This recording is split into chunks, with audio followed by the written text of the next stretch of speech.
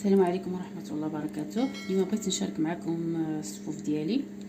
هنايا عندي دقيق ديال الشعير من بعد ما رقيناه وحمرناه وكنحيدوا له بعدا النخاله، كنغربلوه، كنحيدوا ديك النخاله الغليظه، كنخليوه غير هاد الرقيقه.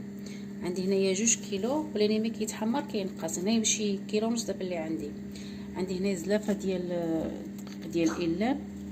عندي هنايا كيلو، انا صورت غير كميه قليله، وحقنا عندي كيلو ديال الكاوكاو اللي محيدين له القشور محمر في الفران.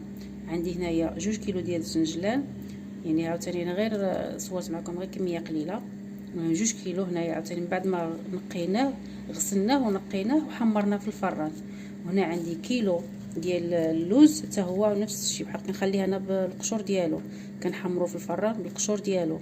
وعندي هنايا 3 ديال المعالق ديال النافع، وعندي هنا 3 المعالق ديال حبه حلاوه حتى هما عاوتاني مغسولين ومنقيين.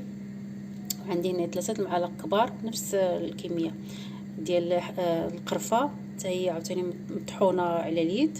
وعندي هنايا واحد شويه ديال المسكه حره، وعندي هنايا واحد النصف كوزه. غنرجعوا للسكر، انا كنعمل شويه سكر. عندي هنايا الخروب كيبقى اختياري، كل واحد يعمل داكشي اللي كيناسبه. انا كنعمل الخروب كنديه كنطحنه. بالنسبه للحيد اللي ما بغاش يحيد الخروب ويعمل السكر او العسل، حيت العسل شويه كيقصحو. انا كنفضل كنعمل الخروب، والبقيه اللي بغى السكر يحيد الخروب ويضيف السكر، كيبقاو هما نفس المقادير، غير كتحيد الخروب وتضيف السكر. وهادشي هذا كامل غادي نديه لعند العطار وغادي نطحنو وغادي نرجع معكم ان شاء الله. المهم انا صورت معكم غير كميه قليله، انا عندي كميه كثيره، انا صورت غير كميه قليله. غنديهم عند العطار وغادي نطحن هاد الكاوكاو مع الزنجلان مع هذا، وغادي نرجع معكم ان شاء الله. صافي من بعد ما ديتو طحنتو، يعني خلطت جميع المكونات اللي ذكرت معكم كلهم، ديتهم عند العطار طحنتهم. ودابا غادي نزيدو لهم البقيه ديال التوابل. هنا عندي النافع،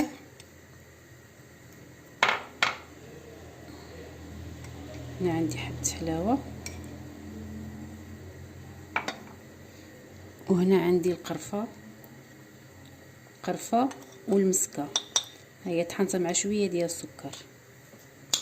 المهم هذا ما كيجي فيه لا زيت لا زبده لا سكر. وبالنسبه للسكر انا كون في الاول اللي بغى السكر اللي بغى العسل اللي بغى يضيف. انا وريتكم مع في الاول كان عندي هذا الخروب. المهم هو طحن لي كلشي، يعني طحن كلشي مع بعضياته.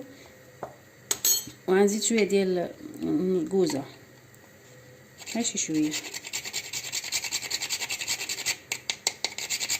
هي اصلا عندي غير النص، نحط غير شي شويه ماشي بزاف.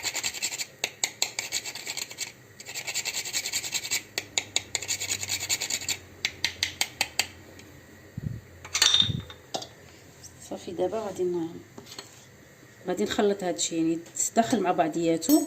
ومن بعد عاوتاني غادي نرجع معكم ملي ندلكو، نرجع معكم نضيف البقيه اللي خصنا نضيفوها.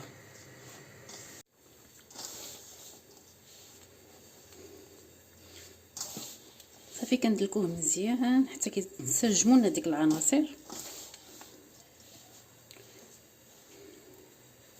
المهم كيجي صحي، ما فيه لا زيت لا زبده، يعني الدقيق ديال الشعير هو يعني صحي، وكيبقى لنا مده طويله ما كيوقع له حتى حاجه.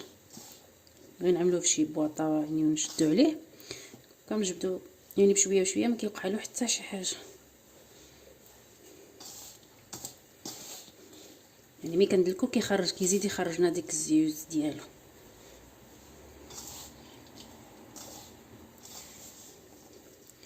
المهم انا غادي نعملو شي قصعه وغادي ندلكوه، حيت هادي ما كتساعدنيش، ما غير كنخلطو هنا. هذا نديه قصعه ندلكو شويه، ماشي بزاف، يعني ما كندلكوش بزاف، غير كيرخي داك الزيت. صافي غادي ندلكو ونرجع معكم ان شاء الله باش نزيد نكمل داك البقيه ديال اللي ذكرت معكم، الزنجلان واللوز. صافي غندلكو ونرجع معكم ان شاء الله. صافي من بعد ما دلكتو مزيان ها هو يعني كيجي معلك. دابا غادي نزيد له، هنا عندي الزنجلان غير مهرمش، فيه شي حبيبات يعني مطحونين شويه وشويه هكاك صحاح، ونزيد زلاف عاوتاني هكاك صحيح.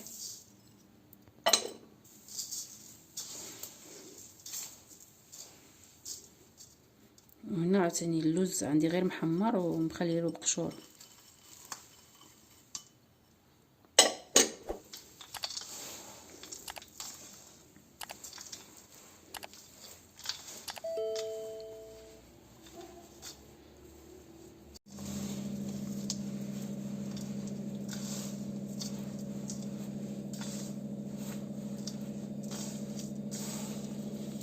صافي كنستمر على هاد الشكل هذا حتى كيتخلط نايم داكشي مع بعضياتو وصافي.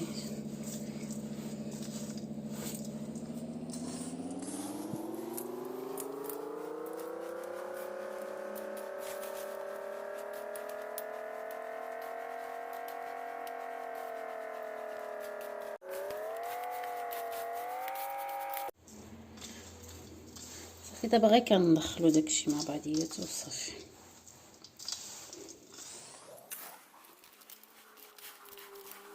صافي من بعد ما دلكتو صافي، وهذا هو التقديم. كل واحد كيقدمو بالشكل اللي كيناسبو. المهم انا هذا هو الشكل النهائي ديالو. نتمنى يعجبكم ان شاء الله وتوجدوه، وما تنساونيش بالدعم للقناه بالاشتراك وباللايك وكومونتير يكون محفز، وبالصحه والراحه، وشكرا لكم بزاف.